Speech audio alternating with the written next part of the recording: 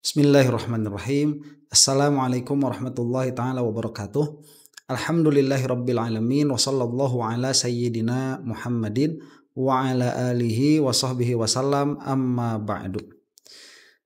Gus Yakut ya, nggak pakai L ya. Gus Yakut. Sekarang lagi rame karena sudah datang pencekalan pergi ke luar negeri untuk yang bersangkutan ini karena kasus haji.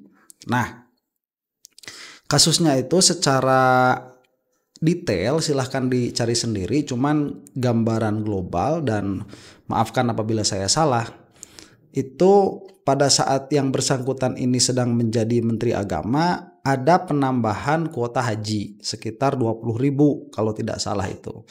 Nah, yang mana seharusnya 20.000 ini sudah ada persentase khususnya, untuk yang khusus berapa, untuk yang reguler berapa.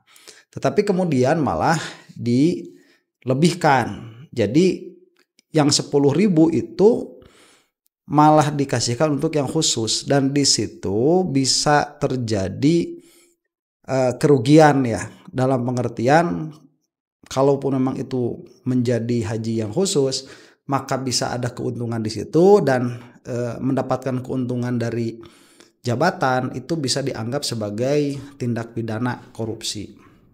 Inilah yang sedang didalami sekarang. Nah, kemudian yang saya soroti justru kok berturut-turut begitu. Gus Yakut, kemudian kemarin siapa, Jenderal Dudung ya, itu berturut-turut, kemudian Hasto, kemudian kasusnya Tom Lembong. Ini banyak sekali yang bagi saya menggembirakan.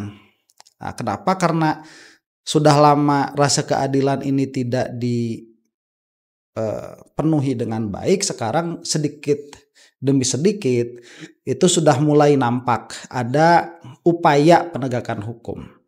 Tetapi terlalu dini untuk menyebutkan Gus Yakut ini bersalah karena proses persidangannya pun belum terjadi. Hanya kerugian negara sudah bisa dipastikan, itu permasalahannya. Makanya ada penyidikan. Ini siapa sih yang bertanggung jawab begitu. Nah, Gus Yakut ini sendiri adalah adik dari Ketua PBNU, dan maafkan juga kalau saya salah. Dari informasi yang saya dapatkan demikian. Saya mendapatkan pertamanya itu dari guru saya. Lah, saya kok malah kaget ya. Jadi saya tidak tahu sebelumnya bahwa Gus Yakut ini adalah adik dari Gus Yahya Khalil ya, Stakuf. Namanya aneh-aneh. Dan pengertian tidak familiar di dalam telinga. Dan saya sudah searching juga, memang betul katanya demikian. Tidak perlu tes DNA kan ya untuk memastikan bahwa mereka itu kakak beradik. Nah, saya juga sudah membuat beberapa video yang mengatakan bahwa Gus Yahya ini tidak serius di dalam menangani PWILS. Tidak serius yang bersangkutan ini. Mungkin ya kalau tidak ada Mbah Yai Miftahul Akhyar, sikap Gus Yahya itu tidak akan seperti itu. Mungkin akan lebih pro terhadap PWI. Mungkin itu zone yang ada dari sikap beliau. Nah, kemudian dari kasus Gus Yahya ini sebetulnya memalukan ya, karena orang-orang ini adalah orang-orang yang seringkali teriak-teriak NKRI harga mati. Seolah-olah mereka itu orang-orang yang sangat mencintai kedaulatan negara Republik Indonesia. Tapi ternyata ya sedikit banyak dari dugaan yang ada, malah kerugian negaranya itu sudah bisa dipastikan. Dalam masa kepemimpinan Gus Yakut ini sebagai Menteri Agama, ini malah menyedihkan begitu. Nah, saya mau melihat saja ya pola pemikirannya siapa Gus Yakut ini, karena kontroversi yang bersangkutan ini sudah banyak. Dan saya mau melihat, ini ada video beberapa tahun yang lalu, ini sudah lama sekali. Pada saat Gus Yakut ini berbicara hal ini, itu masih lagi pede-pedenya ya anak muda begitu, dijadikan menteri dari Ansor kalau tidak salah beliau itu. Ini lagi pede-pedenya. Sekarang sempat menghilang lama, kemudian muncul lagi. Saya lihat kepedean itu sudah tidak ada. Dan ini adalah teguran bagi Nahdlatul Ulama yang masuk ke ranah politik ya. Ini seperti orang-orang yang tidak profesional. Berikanlah dari Nahdlatul Ulama itu profesional-profesional yang memang layak untuk ditempatkan di dalam pos pemerintahan supaya tidak seperti ini. Jadi transaksi bawah mejanya itu secara zonni begitu ya, secara sangkaan itu besar sekali ya, ghalabatu zon itu. Pada akhirnya sama saja, ini adalah pertikaian dua keluarga begitu ya, keluarga Bani Ba'alwi dengan keluarga Nahdlatul Ulama. Saya lihat NU juga sama, itu keluarga-keluarga juga kok pada akhirnya. Ya saya mah nggak punya nasab darah biru ya, jadi kita tidak memiliki privilege seperti itu. Pada akhirnya orang-orang yang awam kasihan, ilmu nggak dikasih, kemudian pengaruh juga nggak dikasih, keadilan juga nggak ada. Ya mudah-mudahan Indonesia membaik. Kita saksikan dulu nih ya, ini adalah pidatonya Gus Yakut nih. Kalau tidak salah ini 4 atau 6 tahun yang lalu. Dan tentu saja di saat yang sama, sahabat-sahabat sekalian, kita harus berpikir situasi dan kondisi ke depan. Ya, saya berpesan pada sahabat-sahabat sekalian, persiapan kongres itu, kalau kita mau kongres dalam waktu dekat di depan gitu ya, jangan hanya dipikirkan persiapan teknisnya, tapi juga tolong dipikirkan, ya sekali lagi tolong dipikirkan situasi dan kondisi negeri ini, sebagaimana tadi sebelum saya sambutan ini videonya ditampilkan. Kecintaan kita kepada Kiai dan kecintaan kita kepada NKRI itu ditunjukkan. Jadi konsep kongres ke depan itu harus benar-benar mengantisipasi situasi kebangsaan yang semakin menurut saya tidak mudah. Ya, tantangan kebinekaan masih saja muncul. Ya, tantangan itu masih saja muncul. Kemudian kelompok-kelompok yang menggunakan agama sebagai tools atau alat ya untuk memperjuangkan kepentingannya juga masih masif gerakannya. Meskipun kita sudah mampu membubarkan HTI dan FPI bersama pemerintah, tetapi mereka masih berkelindan di bawah tanah, masih bergerak dengan cara mereka. Nah, ini pekerjaan-pekerjaan semua nih. Oke, ini eksplisit ya, memang yang bertanggung jawab atas pembubaran FPI yang saat itu dan atas pembubaran HTI ya ini siapa, Khalil Stakuf ini ya, Stakuf Yakult, Insya Allah tuh ganti terus, ketukar terus. Gus Yakult ini yang bertanggung jawab, dan dengan mudah mereka itu memberi stigma kepada HTI dan FPI itu demikian dan demikian. Kalau HTI ya, saya bukan HTI sekali lagi. Permasalahan saya dengan HTI itu bukan dalam pergerakannya, karena sampai sejauh ini tidak terbukti mereka itu menggunakan cara-cara yang ilegal untuk mengkudeta pemerintah, itu tidak terbukti. Yang ada HTI itu secara cita-cita ya ingin membuat negara khilafah, itu secara eksplisit mereka gaungkan. Nah, yang menjadi permasalahan saya dengan HTI itu adalah permasalahan mereka di dalam akidah. Itu yang menjadi masalah. Mereka itu bukan ahlus sunnah wal jamaah murni, bukan. Dan itu bisa dilihat dari ustadz-ustadz mereka begitu. Termasuk di dalamnya Felix Xiao. Itu kalau ngejelasin takdir acak-acakan tuh Felix Xiao itu. Nah, kemudian kalau FPI ini memang katakanlah dikelompokkan dengan HTI memang supaya ada stigma negatif itu.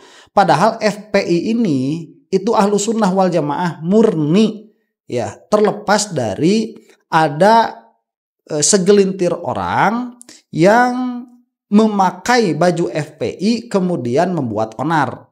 Itu bisa jadi memang anggota betul dari FPI, tetapi ideologi FPI bukan seperti itu. Dan saya pun bukan anggota FPI, saya tahu itu dari mana? Dari yang mendirikan FPI itu ya, pembinanya atau ketuanya pembinanya itu ya mungkin Habib Rizik itu ahlus sunnah wal jamaah sejati, beliau itu ya murni. Nah, Yakult ini adalah yang bertanggung jawab atas pembubaran kedua ormas itu. Jadi secara ilegal ya, memang kalau FPI itu sampai sekarang masih berjalan sampai sekarang. Di Garut juga masih ada perkumpulannya dan masih rame. Kalau HTI saya tidak tahu begitu ya. Nah, ini atas dasar mencintai negara itu harus dibubar-bubarkan. Padahal coba mereka itu tidak pernah merugikan negara sama sekali. dari segi administrasi, kemudian dari segi keuangan, ngambil duit rakyat nggak pernah. Dan sekarang yang sedang tersandung kasus itu siapa? Yang bersangkutan ini, begitu. Makanya hati-hati ya ngomong-ngomong itu. Ini juga tolong dipikirkan. Tentu kita tidak bisa membiarkan aparatur negara untuk menghadapi mereka sendiri. Ex-HTI, ex-FPI dan yang sejenis itu ya. Ya, kita tidak bisa serahkan kepada aparatur negara untuk menghadapinya sendiri. Kita sebagai warga masyarakat, sebagai warga bangsa, ya, sebagai masyarakat civil society, kita memiliki kewajiban yang sama. Apalagi Ansor dan Banser yang mendeklarasikan dirinya sebagai garda terdepan atas pertahanan NKRI. Kewajiban bersama kita itu menuntas orang-orang yang seperti Anda yang diberikan jabatan kemudian tidak amanah begitu ya, menghilang beberapa lama kemudian sekarang sedang dicekal ya. Sekali lagi meskipun ini belum turun putusan ya, tetapi kerugian itu sudah terjadi dan itu pada masa pemerintahan Anda begitu. Nanti siapa yang salah? Ya mau yang salahnya nanti bawahannya ataupun misalkan siapa Gus Yakut itu sendiri, kerugiannya jelas ada dan itu dalam masa pemerintahan yang bersangkutan. Begitu. Ini sudah fakta kalau dari situnya. Ya minimalnya kalau tidak bersalah pun berarti tidak becus ngurus urusan haji itu. Siapa ya ini nih Yakut ini. Dan dia itu dari pembicaraannya kan ada nada provokatif juga ya. Kita sebagai rakyat ya, civil society memiliki kewajiban untuk memerangi gerakan bawah tanah dari ex-FPI dan ex-HTI. Padahal orang-orangnya juga masih warga negara Indonesia yang mereka itu tidak terbukti berbuat kriminal gitu. Ini juga tolong dipikirkan. Tolong dianalisa, dilihat apa kebutuhan, apa keperluan organisasi ya dengan melihat situasi yang berkembang seperti ini. Jangan asal membuat kongres, mempersiapkan kongres itu acaranya tok itu jangan. Tapi substansinya ini juga harus dipikirkan, harus dibicarakan. Nah, saya yakin dengan semangat yang dimiliki oleh sahabat-sahabat sekalian ini, apa yang kita harapkan ini bisa di Konbes ini dirumuskan. Sekali lagi tolong ini dirumuskan dengan baik ya. Konbes ini kita punya waktu 2 hari dan saya kira cukup untuk melihat kebutuhan organisasi sekaligus melihat situasi negeri ini dan bagaimana Gerakan Pemuda Ansor secara organisasi mengantisipasi dan menghadapinya. Ini yang saya kira paling penting kenapa Konbes ini harus dilaksanakan. Ada yang tanya ke saya, apakah itu berarti saya nggak mau jadi ketua umum lagi ya? Memang PDPRT-nya nggak membolehkan. PDPRT tidak membolehkan saya menjadi ketua umum terus-menerus, nggak boleh. Itu jelas itu. ADART Nahdlatul Ulama sebagai induk organisasi kita juga tidak membolehkan itu. Ya, tidak juga membolehkan ada ketua umum Ansor sesuka-sukanya, nggak ada.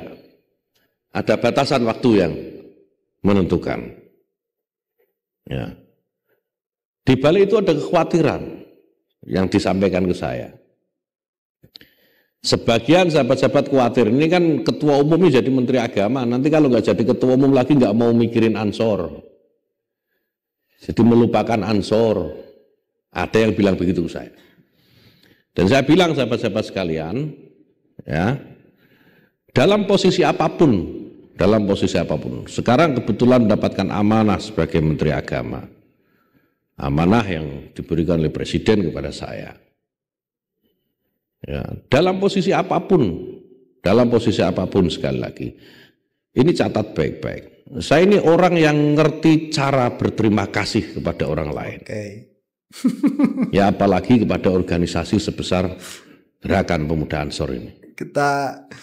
Kita putar sekali lagi ini ya, karena ini karakter yang bersangkutan ini. Jadi dia itu orang yang Bukan tipe orang yang tidak tahu berterima kasih, katanya begitu. Yang sebelum-sebelumnya, sebelum perkataan ini ya silahkan simak sendiri, dan kalau misalkan ada kesimpulan silahkan simpulkan sendiri. Yang ini menarik nih. Ya, kita ulang lagi nih. Amanah yang diberikan oleh Presiden kepada saya. Ya, dalam posisi apapun sekali lagi. Ini catat baik-baik. Saya ini orang yang ngerti cara berterima kasih kepada orang lain. Ya apalagi kepada organisasi sebesar Gerakan Pemuda Ansor ini. Yang membuat saya bisa berdiri di sini di depan sahabat-sahabat sekalian sebagai ketua umum sekaligus sebagai Menteri Agama, itu karena perjuangan dari sahabat-sahabat semua, bukan saya. Oke. Nah, ini nanti ya, kalau proses persidangan itu berlanjut, kemudian dinyatakan Gus Yakut ini bersalah, andai, ini harus dilihat uangnya kemana masuknya. Karena uang sebesar itu potensi kerugiannya itu 1 triliun ya. Kalau 10.000 itu bisa dikali 100 juta ya. Kalau untuk haji khusus itu bisa 1 triliun kerugian negaranya itu. Dan 1 triliun itu terlalu banyak untuk dimakan sendiri. Apalagi untuk orang sedermawan Gus Yakut yang tidak pernah melupakan jasa orang lain, apalagi organisasi sebesar Ansor. Ini jika terbukti bersalah. Kalau tidak bersalah kan bisa jadi nanti ada abolisi lagi begitu ya. Entahlah, kemarin juga amnesti datang. Kalau amnesti kan sudah putusan tuh kepada siapa, Gus Nur itu ya. Ya mungkin ada intervensi seperti itu, atau memang pengadilan menyatakan tidak bersalah, tapi kan mungkin nanti akan ada banding dari jaksa kalau misalkan sampai terjadi. Cuman ala kulli hal, apabila terbukti bersalah, ini harus dicek aliran dananya kemana. Nah, bagi saya begitu ya, organisasi seperti Ansor, kemudian Nahdlatul Ulama, ini bisa menjadi terduga saja penerima uang haram itu harus sudah introspeksi diri. Ini memalukan. Yang diaji di NU itu kitab Ihya Ulumuddin, itu pertama, di antara hal pertama yang dibahas di situ adalah ulama usu. Ulama-ulama yang sering datang ke pemerintahan, meskipun saya itu tidak terlalu yakin dengan keilmuan Gus Yakut sama kakaknya itu. Saya tidak yakin keilmuan mereka berdua itu. Sama sekali tidak meyakinkan keilmuan mereka itu. Tidak layak disebut kiai mereka itu. Ya kalau Gus terserah lah itu mah. Itu mah gelar keluarga mereka begitu ya. Kalau untuk urusan kiai mereka nggak punya ilmunya itu. Kasihan kalah sama santri-santri. Lulusan-lulusan Azhar itu loh masih lebih alim dari mereka itu. Nah pada akhirnya apa? Pada akhirnya ini adalah orang-orang yang memakai nama sesepuh mereka, nama orang tua mereka untuk mendapatkan kedudukan di sisi manusia. Pada akhirnya itu. Ya mohon maaf kalau saya harus berkata seperti ini. Karena memang Anda sudah mau masuk ke dalam ranah publik, maka harus mau dikritiki begitu. Dan sekarang Nahdlatul Ulama itu sedang dalam posisi yang mengkhawatirkan. Ya, sudah mau dipecah belah, sudah mau diadu domba, sudah mau makan uang-uang yang tidak tahu dari mana asalnya. Kalau itu mah jelas ya, ada Nahdlatul Ulama, para ulamanya kemarin pesantren Buntet ngomong apa kepada Kapolri itu udah jelas begitu. Kalau itu saya tidak mengatakan itu uang haram, cuman uang pejabat ya dimakan, nggak jelas itu udah. Ini kita ngajarin waro, ngajarin zuhud, kitab-kitab ngajarin tasawuf, tetapi hal-hal seperti itu masih dipakai. Kayak nggak ada sumber yang lain aja, kayak yang kurang aja. Ini seharusnya para ulama itu menjadi oposisi dari pemerintah dalam pengertian menjaga pemerintah berjalan di dalam rel hukum. Itu seharusnya, bukan menjadi bagian di situ kemudian jadi jongos-jongosnya pemerintah. Heran saya. Pada akhirnya kan tatkala mau tidak mau urusan administrasi, mungkin kalaupun misalkan tidak bersalah pada dirinya, urusan administrasi salah. Kemudian terjadilah di situ dugaan-dugaan kepada kelompok yang mengatasnamakan ulama. ini dampaknya besar. Orang-orang awam bisa memiliki ketidakpercayaan begitu kepada ulama secara umum. Nih kemarin saya kasih tahu ya permasalahan Deddy Mulyadi yang nyetop dana hibah kepada pesantren-pesantren. Itu yang terdampak bukan hanya pesantren-pesantren yang seharusnya mendapat dana hibah kemudian tidak. Yang mana sekali lagi kalau saya bukan bagian dari itu. Tetapi dampaknya juga itu termasuk atau sampai terjadi kepada pesantren-pesantren yang lain. Kepercayaan masyarakat terhadap pesantren itu jadi jelek. Ya, itu susah ngobrolin dampak rusaknya terhadap agama dan dampak rusaknya terhadap pendidikan agama itu rusak sekali. Tatkala ulama itu mau masuk atau yang terkenal alim padahal kagak kenyataannya begitu ya, mau masuk ke dalam urusan-urusan seperti ini. Bukan saya. Yang berjuang di lapangan sahabat-sahabat semua. Yang menghadapi anasir-anasir di lapangan itu sahabat-sahabat semua. Saya ini kan hanya memberikan komando, memberikan perintah gitu aja. Selebihnya yang di lapangan sahabat-sahabat semua. Dan tolong di forum ini dicatat. Sekali lagi bahwa saya ini orang yang ngerti dan tahu bagaimana cara berterima kasih. Saya bukan tipe orang yang kacang lupa kulitnya, bukan tipe orang yang sudah melupakan, yang mudah melupakan apa yang sudah diberikan kepada saya. Jadi kalau kekhawatirannya soal itu kemudian gak mau melakukan regenerasi itu, saya kira itu keliru. Mari kita tata organisasi ini sebaik-baiknya sambil kita hadapi ini fenomena dan gejala-gejala di masa yang akan datang, yang akan Indonesia hadapi, yang akan organisasi hadapi, Jam'iyah Nahdlatul Ulama hadapi. Di saat yang sama roda organisasi tetap berjalan, proses kaderisasi juga tetap berjalan. Detailnya bagaimana nanti kita bicarakan besok karena ini terbuka dan live. Jadi ada yang bisa disampaikan, ada yang tidak bisa.